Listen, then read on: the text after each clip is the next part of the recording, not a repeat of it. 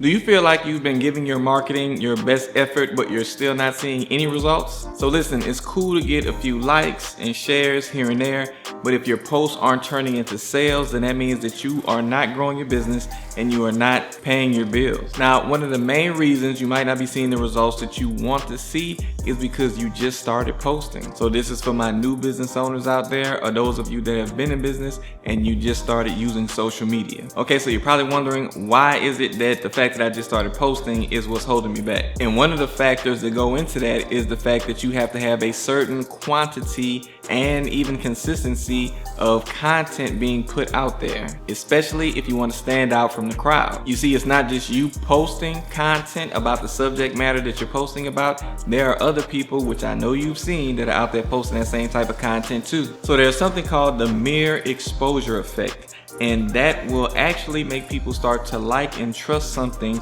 the more that they see it. So when people are seeing your posts here and there inconsistently, it's not helping to build trust and it's not helping them to like you. I remember watching a video from Alex Hormozy, and he attributed a part of his success to a chat that he had with Grant Cardone, in which he told him that he needed to start doing more volume in his social media content. And looking at how big he's blown up, I can see that that definitely works. So what can you do to start improving how you're doing in this area? Well, the first thing you want to look at is you want to start thinking about the fact that your content that you're posting in the beginning is definitely for your prospects, but it's also more so for you. Because in the beginning stages of almost any business with almost any person, you're probably not gonna have a super amount of confidence. If you do, that's great for you, but most people don't. So having a lot of consistent posting and coming up with different topics, different types of posts, and putting the stuff out there and seeing what works and what doesn't helps you to build confidence not only in what you're saying, but also in what actually works. And those internal factors, things that we think and feel,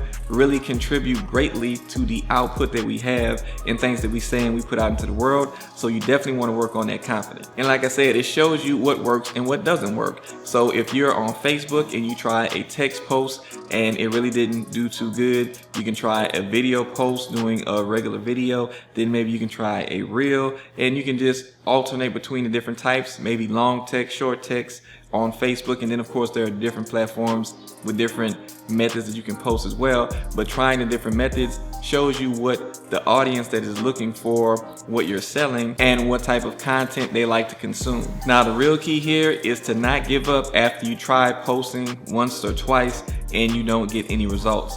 A lot of times when people, think they put a lot of effort into whatever post they had, or they thought that the post would be really good, just thinking, from their personal perspective, you may not see the results that you were hoping to see. And of course that brings in discouragement. It takes away from some of your confidence, and then it just makes you want to give up on it altogether. I've seen the same thing before in the beginning, especially with me. I was trying to really figure out what type of stuff I should be posting. I had posted some long form, text, just thinking, going in detail, telling people about different aspects of their credit and things they needed to work on would be what people want to see.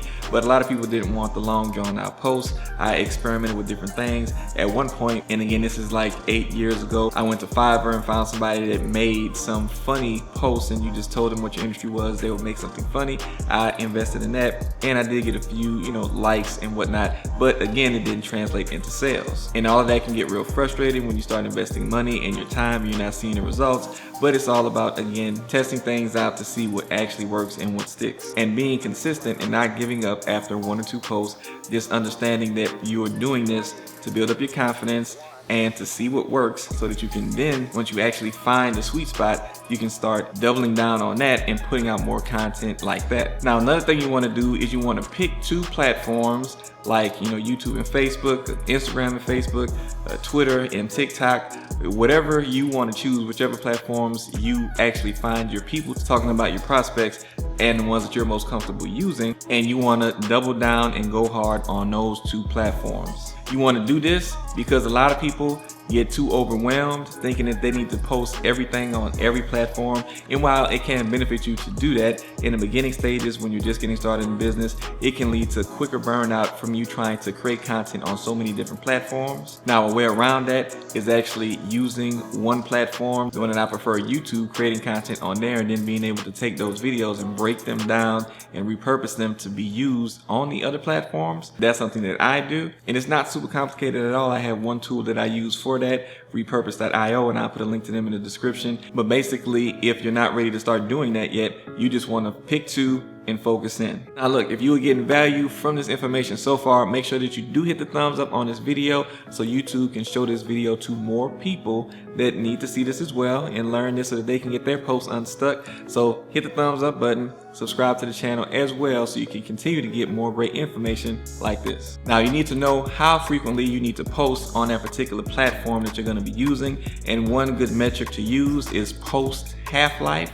And the post half-life is going to show you exactly how long it's going to take before a post on a particular platform will get at least half of the engagement that it's likely to get. If you go to Twitter, for instance, I believe the half-life of a post on Twitter is maybe a few minutes or less than an hour at best. On something like Facebook, you might get, I believe, a few days. And on YouTube, you'll see something more like 8 days, and in some instances, you might see 20 days. So again, after you've picked the platforms that you want to use, then you see what the half-life is on those particular platforms, and then you'll know, like on YouTube, if the half-life is every 8 days, then you want to make sure that you're posting a video every 8 days. Now the next thing you want to do is pick what days you're actually going to drop your posts. After doing some experimenting with posts, you will more than likely have seen, what days your followers are more active on a platform, and those might be the best days for you to post. But if you don't know, of course, you can just test out different days and see which ones you get the best responses from.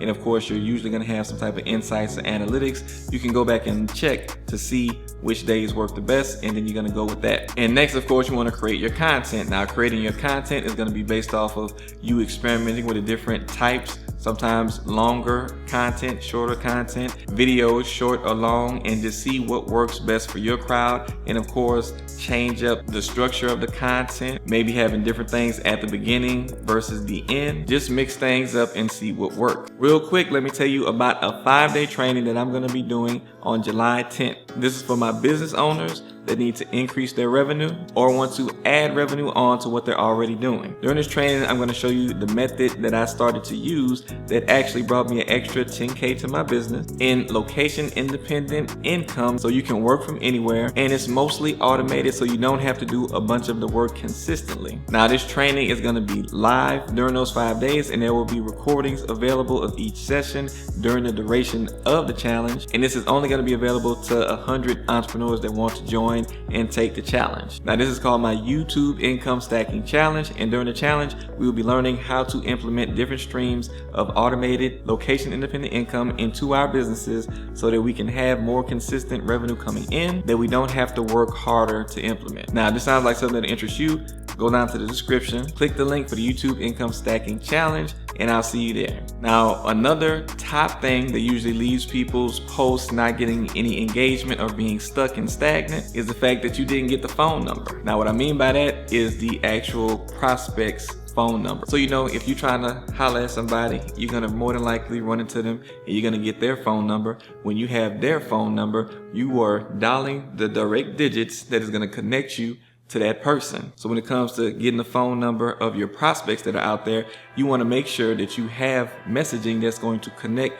directly with them. Other than that, you're going to be dialing a whole bunch of random numbers and you don't know who you're going to be speaking to, and you might not be speaking to nobody. That phone number might be disconnected. So the why behind this is just the fact that your potential customers need to know that you are speaking directly to them, their pain points, and what they're going through. And if they can't clearly identify that you are speaking to them, they're going to ignore your posts and not engage with it. Now, there are a few ways to do this. First off, you need to have a CP. That's a customer profile.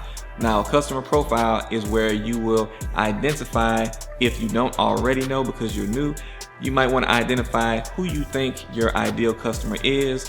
What is it that they might be going through as far as pain points and problems? And a pain point is usually going to be the root of things. What are some of the fruits that they might be seeing as a result of having that pain point? What are some of the results that they might be getting, the fruits, from having those pain points? For example, in my business of credit repair, a person has an issue with their credit. Of course, that's just the root right there. So when you look at the fruits of that, they go to a car dealership and they get charged extremely high down payments, high interest. They have to call their family members and ask them to be a co-signer. All of those are fruits of the actual pain point, which is the root that they have. So if you can speak to the fruits, which is what they're usually seeing, then you're going to be able to connect more with the people that are experiencing that underlying problem. Also, in the customer profile, you want to include things that are demographic, psychographic. So just knowing your potential customer all around as much as you can. Are they usually college graduates? Are they parents? Do they work multiple jobs? Do they live in certain areas?